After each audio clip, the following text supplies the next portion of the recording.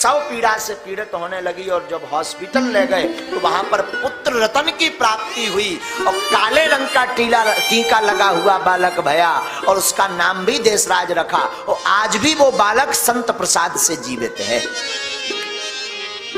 अब बात यही नहीं रुकी, वो बालक आज लगभग हो गया होगा 40-45 वर्ष का, 40 वर्ष का, 35-40 वर्ष की अवस्था होगी।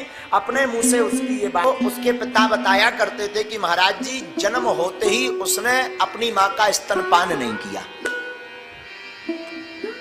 ये संतों की वाणी का कृपा प्रसाद,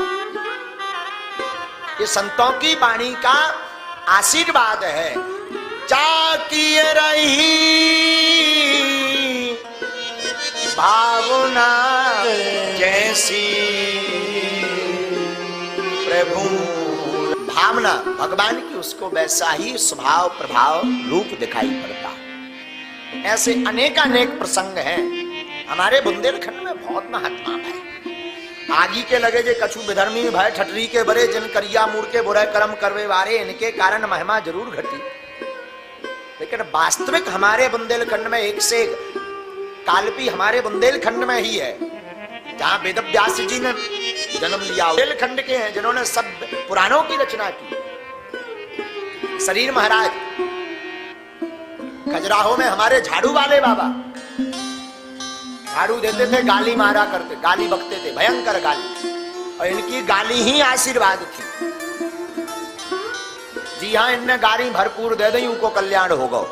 हाँ, ऐसे झाड़ू वाले बाबा, मतंग धूना वाले, मतंगेश्वर में के नीचे रहा करते थे झाड़ू वाले बाबा। टमाटर वाले बाबा टमाटर खाया करते, लेकिन बड़े सिद्ध भय 6-6 किलोमीटर, 7-7, 8-8 किलोमीटर दौड़ लगाते, राम राम जपते हुए। बाबा दौड़ क्यों लगाते हो? बोले 6 किलोमीटर में कम से कम राम नाम जप तो हो जाता। राम राम जपते।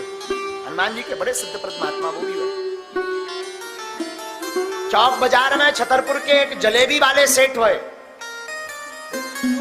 छतरपुर में ही, और छोटे बच्चों को ये फ्री में जलेबी बांटा करते थे। एक दिन नन्हे दो सुंदर से बालक आए, इन्होंने पूछ लिया किसके बेटा हो? बोले हमारे। उस बालक ने जवाब दिया हमारे बाप को तो ना पता ही नहीं है, तुम जलेबी खवाओ। हाँ बच्चों से बड़ा प्रेम करते थे जलेबी वाले सेठ, और छोटे बच्चों को फ्री में जलेबी खिलाया करते थे। और एक दिन दो सुंदर बालक आए तो इनने सुंदरता देखी तो जलेबी देवे के मुझे हंसने लगे। कैसो लड़का है? तो बाप को नाव नहीं है पता। बोले तुम जलेबी खवाओ। जलेबी इतनी ली, बोले तनक और दो, तनक और जलेबी ली, दबा के खाई। फिर इनने जाती टेम्पो, बोले बाप को नाव तो बताएं जा। बोले है ही नहीं है बाप, का बताएंगे। इन्हें बड़ी गुस्सा आई तो बोले तो बिना बाप को भौंका। बोले जो बाद में बता दो। अपना पंजा तराजू पर रख करके चले गए। उस तरह हमारे बुंदेलखंड की धराधाम, ऐसे अनेक बुंदेलखंड में महापुरुष हुए जो ये वृतांत किसी को पता ही नहीं है, कोई जानना ही नहीं चाहता महिमा।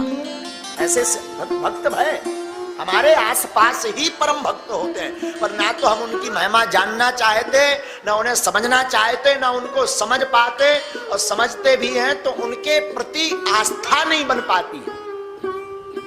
बाद में तब आदमी उन्हें पागल कहा, बोले उते होना चाहिए गरिया उठे बोले। जब मर गए सो आदमी कहा तो उनकी गाड़ी बड़ी अच्छी थी, काम कर जाती, चमत्कार कर देती। अब पछताए का हुई जब चिड़िया चुग गई खेत।